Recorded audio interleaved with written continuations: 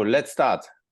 Sounds good. So I guess my first question is, can you just give a very quick rundown of your career and especially how you came to this pro-NATO internationalist advocacy? Look, I'm an economist, but I'm basically born in Austria. And, in Austria, it was the Cold War border. We were basically the front line until 1991 and 1990 when the communism broke. And for me, this was my youth period. Yeah? When I was a school student, we were always under the threat of the Soviet Union in Czechoslovakia, in Hungary. And this is how I grew up for my generation. And so when the moment came when the Soviet Union broke, it was a wonderful thing. And then everybody wanted to join EU and NATO. And I was young. I was a student back then, student representative, student leader later.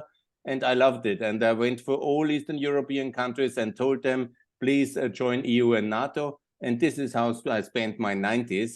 And it was fantastic. And later I was honored to be working for my member of the European Parliament for my constituency, one of the regions of Upper Austria. And this was ahead of the 2004 elections for European Parliament and the EU enlargement. And I told the same, join NATO, join EU. And we had American support then, and it was possible for many countries, 7 countries to join NATO in 2004 and 10 to join the EU. And later, also Bulgaria and Romania joined, and Croatia and Albania for NATO. And that was really fantastic. So until 2014, my world was okay. And I was basically doing economic reform in Southeastern Europe because I'm basically an economist. And the focus is, of course, NATO is just providing the security umbrella. But what is mattering for the people, of course, is prosperity, low taxes, economic growth, jobs, employment. That was my main career, economic development in Eastern Europe. That's what I did. But from 2014 onwards, when Putin invaded Crimea, I was shell-shocked. And gradually I moved again, to preach what I always said. From out my career, my whole life, I said, join NATO and EU. And of course, we didn't invite Ukraine. Then Ukraine was attacked in 2014 and then fully in 2022 because it was not in NATO, because otherwise nobody would have touched it. So I feel even much more motivated. And now with the full-scale war, because I'm already 55, I didn't turn a general in the Ukraine army, so I cannot fight so much. And I'm a bit, also not the best fighting material, honestly. So I fight on this kind of digital world. And I decided to make the case as an Austrian for NATO membership of Ukraine, of Austria, of Bosnia, of Kosovo. These are my 4 favorite countries, which are still not in NATO and should be. But I include also Ireland and everybody else. So I'm not a security professional in that sense. I'm an economist, but I really love NATO. It's the umbrella under which Europe is free since 1949. And you kept us free from the Soviet Union. And then you helped us to liberate Kosovo and Bosnia. And now you help us very much. NATO is key for the support for Ukraine. So I'm feeling very motivated to support NATO enlargement. And I want to thank all Americans who listen, that they are ready to support free Europe, because basically that's what NATO is about, the freedom of Europe. And without you, we would all be Russian slaves, and we have no intention and no wish to be. So thanks, America. And that's also my motivation and my life story in a short nutshell. So, first of all, I really appreciate the kind words, but what led you to the conclusion that these hostile states, for instance, Russia, need to be broken up into smaller units in order to maintain, peace and security for their respective regions? Yeah, that sounds like a shocking notion to the Americans. And I understand that, because you Americans, you love United States of America because it's a wonderful country. And in your case, it's also true. You tend then to mix up your own country with everybody else's country. And unfortunately, not every country in the world is the beacon of freedom and the hill of the shiny city of the hill. So some countries are really quite disastrous shitholes, if I excuse my language. Yeah. So for me in Austria, again, it is quite a natural thing to think like this, because, by the way, America was supporting the dismantlement of Austria. Let's not forget, after the First World War, we started the war, and then America decided it's much better to have Czechoslovakia, Romania, Yugoslavia, and many new states instead of Austria. So then the same is true for the Soviet Union. By the way, then also after a lot of hesitation, America decided to support the breakup of the Soviet Union into the ex-Soviet Union. And the same is true for ex-Yugoslavia. Because of course it was very bloody and disastrous affair when it happened in the 90s. But now we have 7 new states and they all work much better than before because Yugoslavia was already a disaster place before. Let's not forget that. So the situation is breaking up new countries is not that you in America decide that, or we in Europe, or actually also not me as Austrian guy. I'm not going to break up some little country somewhere. It's not exactly on my Twitter feed. It's not so powerful. But, you know, the thing is, once these countries' people want to have independence from the imperial center, it's our real duty as American anti-imperialists and as Europeans with all our colonial past to support smaller states who want to be free. And here comes the point. Kosovo is free and it works. Montenegro is free and it works. Why shall not Chechnya be free? Why not other places which maybe his fellow students in America have not heard about it? And before I started this activity, before the war, 2022, I have never supported the breakup of any of these countries because that's a big thing to do. It's also always dangerous and it's potentially very dangerous in the case of Russia. But Russia has started to make a full-scale war against the whole world ultimately. And they have started it militarily in Ukraine. But economically, politically, they fight very much in the Republican Party. You know, there's a lot of interventions here in America. There's also a lot of intervention in the European economic and political system. So we are in a real escalation here, and it will be very hard also the next year. So I say, let's learn the name of the new countries which want to be free. And, you know, when I met now in the last year of this activity, I met people from Chechnya, from Kyrgyzia, no, from Buryatia. Yeah, very interesting. I never heard about that before. Very nice people from Kalmykia, and they all tell me their historical injustice which happened when they were invaded by the Russians and they were occupied and colonized and they want to be free. And then I say, why not support that? You know, why? Who am I to say the Kalmykians that they have no history or no future and they must be Russians when they are Buddhist people living next to in Central Asia or at the Caspian Sea? So they all want to be free, many of them, and I want to support them. And we should have, this is a scenario. I don't say automatically because I want it, it will happen. No, it's not like that. But it's a scenario which I think is much better than having all this colonial superpower, Russia invading the other countries and subduing not only their own internal colonies, which basically many of the peripheral regions inside Russia are basically colonial occupations regimes, but they also try to subdue their former ex-Soviet Union territory, which is Putin's attention. So I say this is something we should prepare the world opinion, because I'm quite sure, first of all, we will win the war in Ukraine. Secondly, Russia is a centralistic autocracy which will break up, and then we will all be surprised. And just your listeners will be the ones who have at least have heard about this before. And then maybe when we hear about it, and this is very important, we can prepare about it. And our institutions must prepare, because in the breakup of Soviet Union and of ex-Yugoslavia, we were not prepared.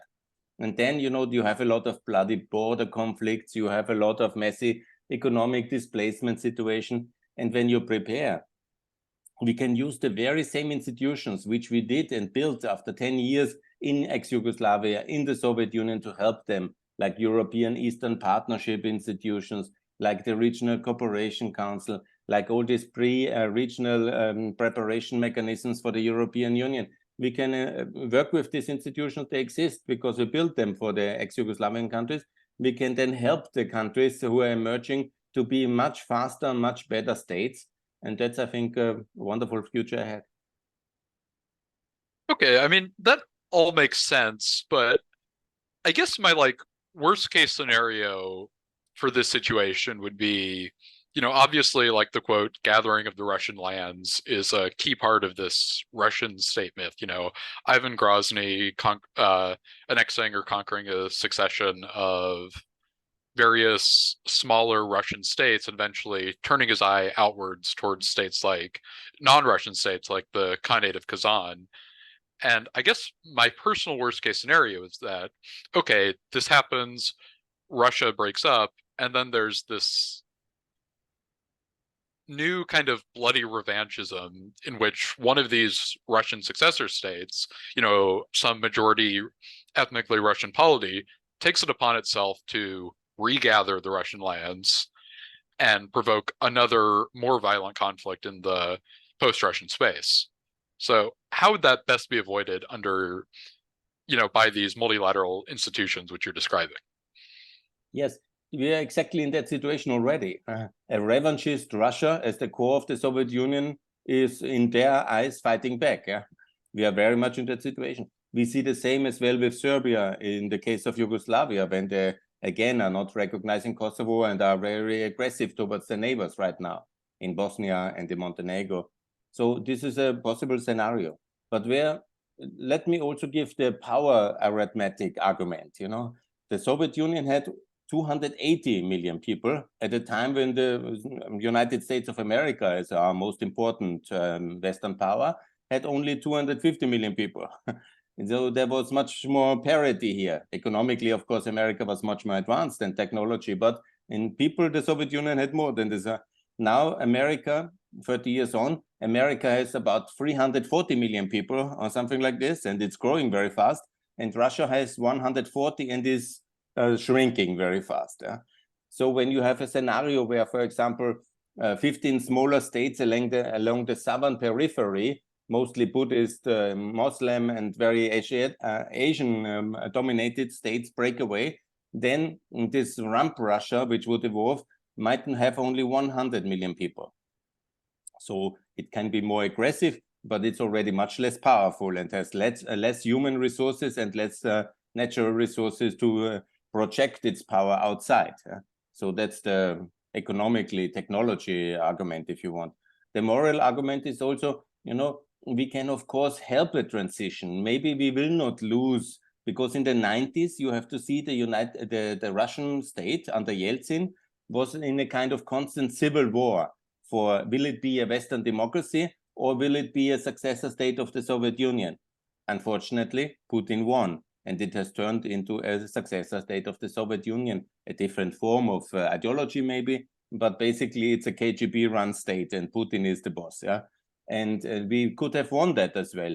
There is a scenario possible where Khodorkovsky or Nemtsov would have been president. Yeah, and then we would have won the whole situation. But there was many factors at play. Basically, a strong elite consensus in Russia that they want to win, and they had the resources and they were more determined than we. So we can also then see in the scenarios in the future what exactly could happen with Russia. But is it in our interest to help them to win that transition towards normalcy? I say yes. And of course, when there is a smaller central Russian state, which doesn't have so much resources, I think it's possible that the pro-Western, it's not about West or East, but the more who want to have a market democracy with human rights, and they might win. Not in every successor state of Russia. Maybe we lose some debates again, but it will be much smaller and it will be less dangerous. So that's the scenario I propose. And what my friends from the Forum of the Free Russian Nations propose is, of course, to have 41 states. And, then it would be many, many smaller states, which we could help very well, as we have done in the case of ex-Yugoslavia.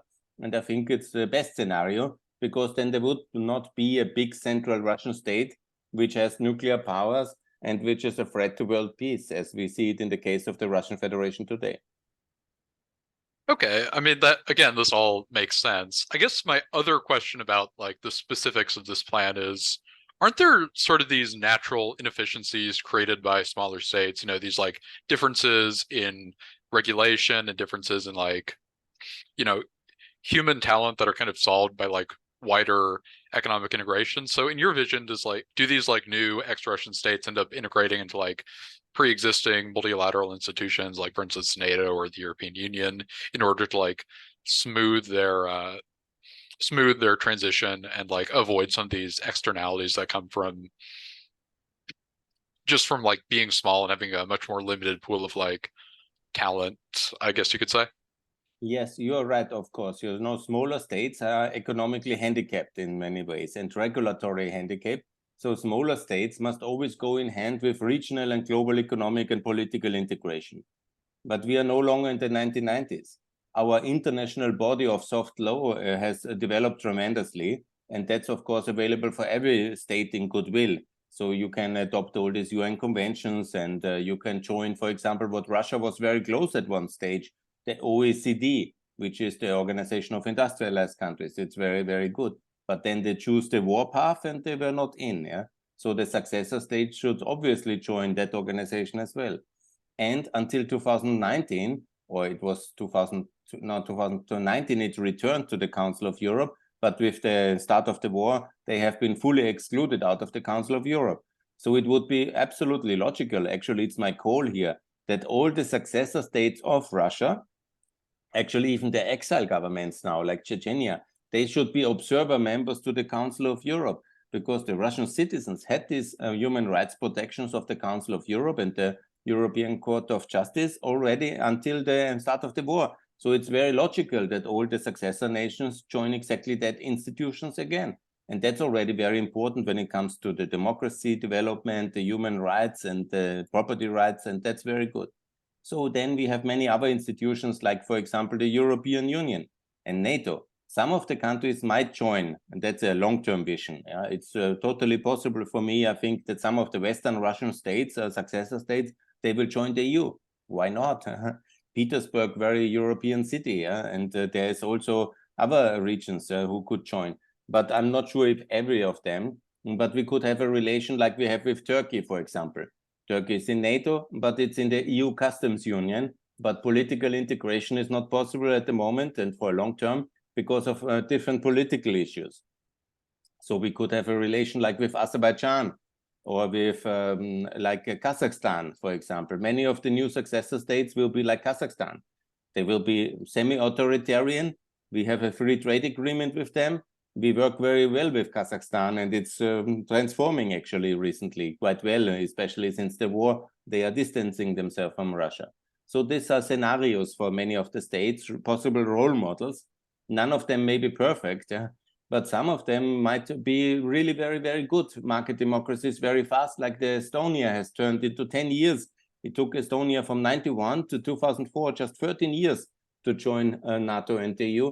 So that's also possible, but transformation takes some time. So I would say 10, 15 years is about the time it will take for the best one. And then we will see who really is ready as a market democracy to join the EU and NATO. I would not exclude anything at this stage, because we are in a very volatile situation in the world. And it's also possible that many of them will join. But we have the institutions and we have the regulatory basis. We know now, after now basically it's 26 transition countries which were emerging out of the Warsaw Pact in the last generation. So the European institutions, the American institutions, we know exactly how to transform countries, how to help them, how to integrate them. Even the most complicated regions who are now states like Kosovo, like Montenegro, are relatively affluent and decent places with good economic and political development. So it's absolutely possible. The experience in our institutions is there. So will there emerge new states? I say, let's not be afraid. Let's work with them when they come. And let's not repeat the most tragic mistake of the West in 94, when Chechnya fought for their freedom and they were de facto independent.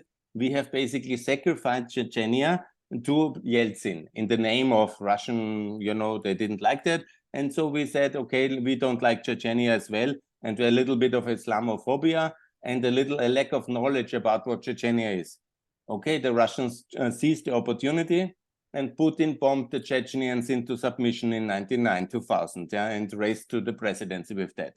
So we basically contributed very much. We have not killed the Chechens. This was Putin. But we have sacrificed them because we have rejected their independence to be recognized. That is a historic mistake. And this led, of course, to the rise of Putin and to a generation of Russians being submerged in this disaster, and a lot of negative developments worldwide as well.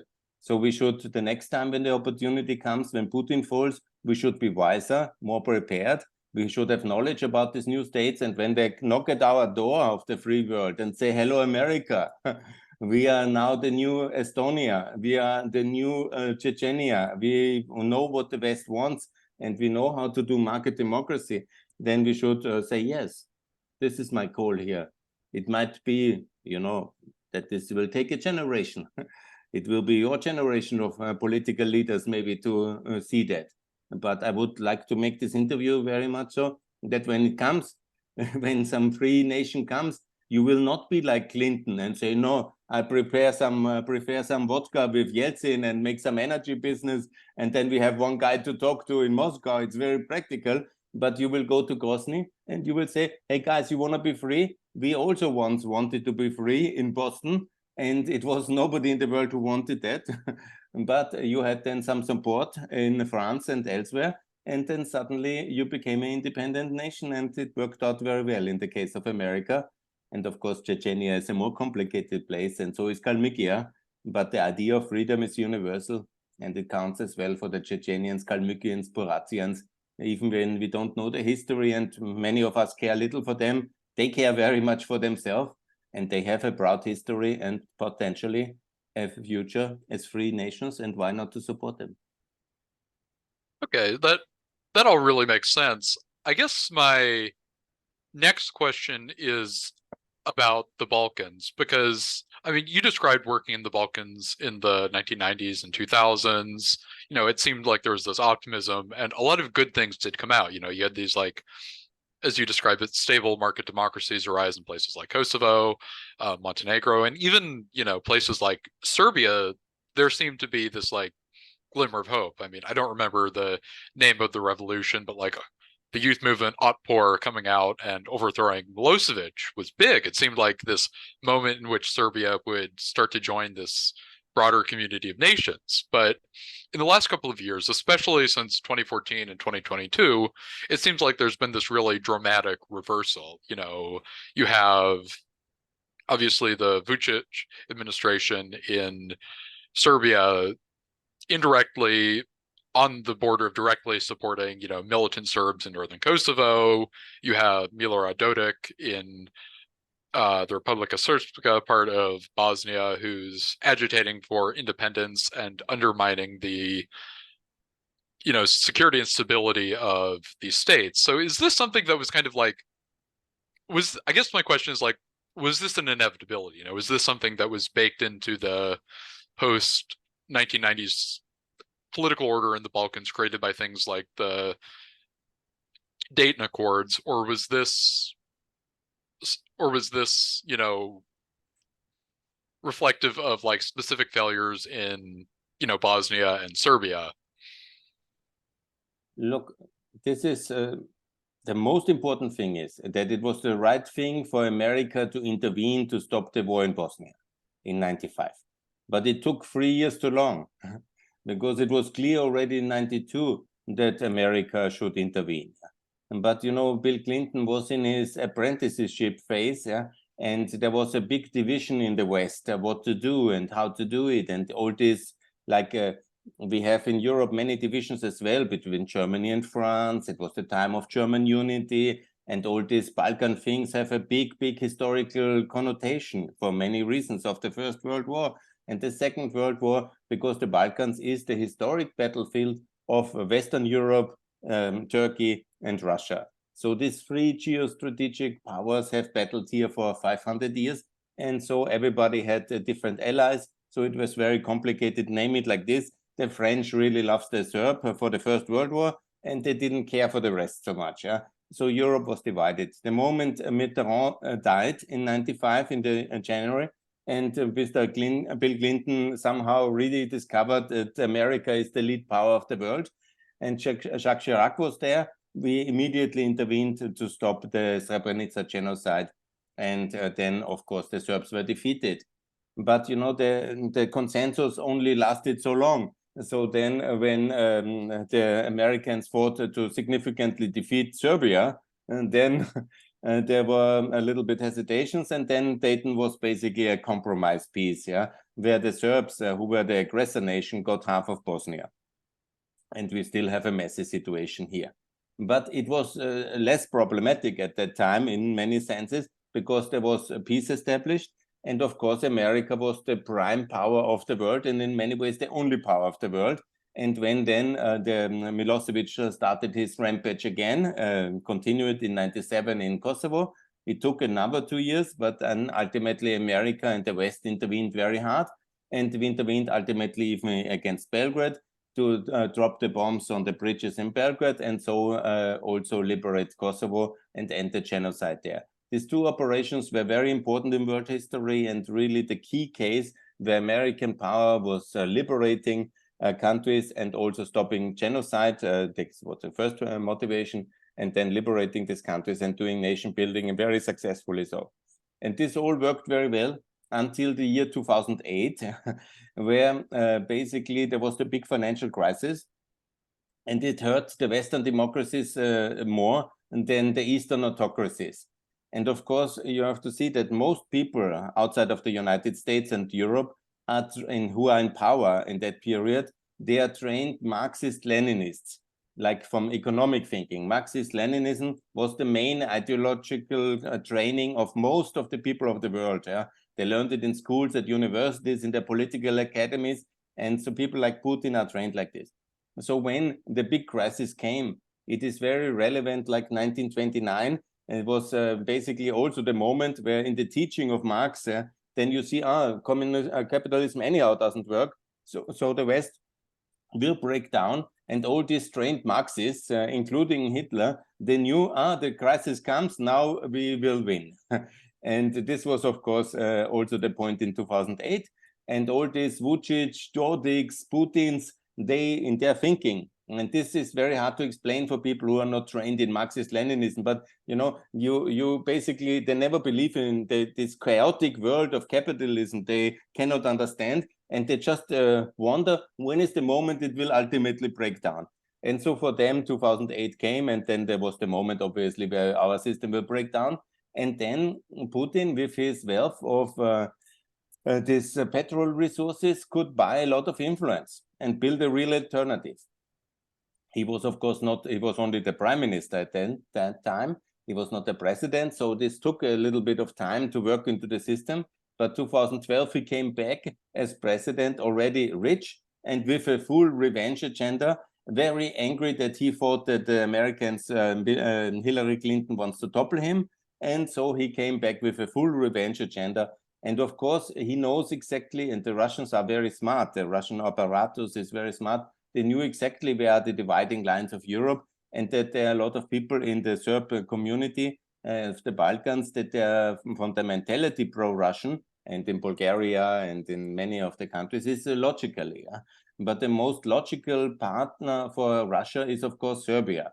Because of historic reasons, they feel that Russia is the Balkan liberator, and they have these religious links and the cultural links. And so it's very easy, of course, then to bring people close to Russia to power. And this worked perfectly in the case of Mr. Vucic, who is not a coincidence that 2 years after Putin came back to power in president, Mr. Vucic was back in power, first as prime minister and then as president. And of course, the younger Vucic, this Dodik, came to power as well. Before 2008, Mr. Dodik was very much a friend of NATO and EU. But then, and this is what many people, especially Obama, who is a very softy, I know he's very popular with young people in America, and he's a very nice guy. I don't say anything personally against him. I would love to play basketball with him or have a beer with him or a latte. He's a perfect person to have a chat. But, he was not interested in global politics at all. Yeah, he really was the first president in a long time who was just the president of the United States of America, and he was not the president of the free world. But, that comes with the job description. If you are elected American president, you are also the elected president of NATO, and you are the unelected president of the free world. You are basically appointed, and you cannot do the job or not. And Obama didn't do the job as a president of the free world. Yeah, he was saying, I'm here for my elected people. This is good, and I'm very busy with the financial crisis, and I have less interest in this global confrontation. When you have, as American president, less interest in defending of the free world and the world order per se, then other people take a lot of things over. And Putin was very ready to take over the world, at least as much as he could. And when you create a vacuum, and then the bad guys move into that vacuum. It's simply like that. And we see that in Syria, in Libya, in, of course, Ukraine, and everywhere where there is some vacuum, and the Russians try to move in. And their political elite is trained for that. And that we saw in the Balkans very well. They have, of course, fostered the regimes of Dodik and Vucic. And with it, they have also taken hostage of the Bosnian situation, because there is a constitutional veto against foreign policy in Bosnia. And of course, they have put a lot of obstacles against Kosovo-Serbia dialogue. And of course, they worked very well, because that's rather easy to rile up Serbian people, nationalists against Kosovo, because there's a lot of emotional tinder here in this firebox. And then they have worked in all the countries where they could. We have won, by the way, in Montenegro with NATO membership, in North Macedonia with NATO membership, but in the case of Kosovo and Bosnia, we were internally again divided because of prejudices against Islam, Bosnia, and then the recognition issue of Kosovo in the case of Spain and Slovakia, Romania, and so on and so on. And the Russians are masters in exploiting our own weaknesses. And when they see, an issue, they know exactly how to get the maximum complication out of it.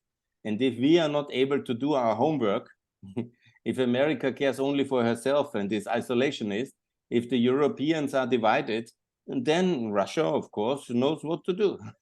And this is exactly what we have seen. And the Balkan is one of our fragile underbellies. I mean, Churchill has said that in the Second World War, this is the south of Europe, this is the fragile underbelly, poor, and of course, a battlefield between the regions for centuries. So it's obvious that here the divisions are hard. And of course, the border area, because Ukraine means borderland, then you see where we have war now and complications in the Balkans and Ukraine. It's not a coincidence. And of course, we must be more united. We must enlarge faster, because that's why I campaign so much for Bosnia and Kosovo to be in NATO, for the NATO allies of the Balkans, Albania, North Macedonia, Montenegro, to be in the European Union, because every country inside is safe. It's a touchdown for security and for prosperity. NATO for security and EU for prosperity. So everybody who is there is in a safe base. Everybody outside is still on the playing field for the Russians. And that's why we have to convince also the American youth and the students and everybody from the decision makers that you have not provoked the war by enlarging. There's this negative word of expansion of NATO, but you have integrated country, made them secure, and therefore you have created a bigger zone of stability and security. And so we have to continue exactly that, because the moment countries are in, they are safe, and then the prosperity will come as a result of the security. And that's the way forward also for the Balkans. Yeah, I mean, that also makes a lot of sense. I'm kind of curious of your account of why American engagement in the mid-2000s with Russia failed, because obviously, the Obama administration attempted what they described as a reset with Russia. They assumed that Dmitry Medvedev, yeah, that's the right one, would be this better partner for the United States. And yet, Putin ended up coming back to power. The same kind of expansionist agenda remained, even despite these aggressive American attempts. Was it dishonest or disingenuous from the Russians from the start? Or were there these structural changes that occurred between the start of the reset and Putin's return to power that ultimately led us on our path?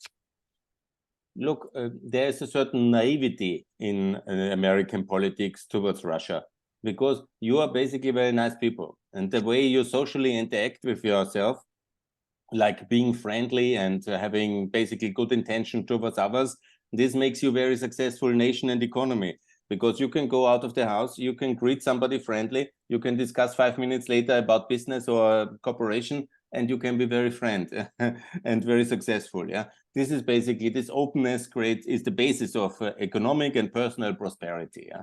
And you have this trust. There's a lot of philosophical work about it. Maybe some of your students, friends, might read about Fukuyama, trust, and this Tocqueville, and all these books about trust in the American society. And it's a very valuable thing, and it's hard to achieve. Yeah? but you always use it in international relations as well, and you always hope it would be good if the others are also nice, yeah, and are ready for peaceful cooperation. But they are not. Yeah? Putin made it very clear. And Putin in his brain, yeah, he's a trained KGB officer. He's not a nice neighbor from next door. He's just waiting for his day to strike back. And this was always the case. Yeah? He needed this 2008 recess in a way because of his constitutional restraints in the Russian Federation. Yeah? He is not Stalin to have absolute power, but he came back with the intention to get much more power in 2012. So the reset was a nice try. And let's never forget, you know, it's also very much about internal politics in the United States, because John McCain was a hardliner. He was a very hawk on Russia. And then Obama was coming in as the softie. And especially your 15 years older generation of the little bit very anti-Bush youth electorate, who didn't like the Iraq war, and they wanted to have a softer president, yeah. And then all his talk of peace, it was very popular. So he was elected as a very young man. I mean, what a surprise to have Obama as a black man, very young man, to be elected as the president of the United States compared to John McCain, who was the ultimate war hero and the senator of a generation and much better prepared to be the president of the United States. But, you know, that was the times, and he came in. And then, of course, the talk of peace always sounds nice. But in reality, it's a complete misunderstanding about what the Russian takeover in 98 and 99. This was the continuation of the 91 putsch. In 91, the KGB putsched against Gorbachev, but failed. But the same people plotted all the time how to take revenge, how to take power again. They did it in 99, 2000, and they managed to then, of course, to have a transition. They needed to consolidate for some years economically to build up power again. And then, of course, Putin came back with a revenge agenda. And it was again, you remember, 2012, the re-election of Obama. Then it was Mitt Romney, also very much hard on Russia, justified so. But Obama said, oh, I will all manage very well, and my friend Putin and all these things. And in reality, Putin was playing us the whole time, and he waited his time. And immediately after the re-election, he already plotted for the whole disaster in Ukraine, because it's not a coincidence that we have war in Ukraine, because whole Putin's career agenda is not only about Chechnya, but very much about Serbia, very much about Ukraine, obviously. That really matters for Russia, and it matters little for America. And so because of distance and of economic, whatever, integration issues, so ultimately, you were very distant from the item which was most on Putin's agenda, that was Ukraine. And when the re-election happened in 2012 of Obama, you remember, and of Putin, already 1.5 years later, we were basically at full war. And Obama did almost nothing. And then to help Crimea, basically he did nothing. And he did very little to fight back in Ukraine for the rest of his term. And it took basically even by the end of the Trump term that the Ukrainians really got serious weapons. And luckily, you know, we had a little bit of time to prepare Ukraine, because that was the only way because they survived in 2022 because of the last 3 years of military training and equipment, and some decency back in America to understand the true nature of Putinism. And it's very bad, by the way. It's very ugly, and especially ugly for the Russians and for the Ukrainians. Obviously, we are all hurt by this revenge agenda of the KGB, but especially the Russians and the Ukrainians are obviously the worst affected by this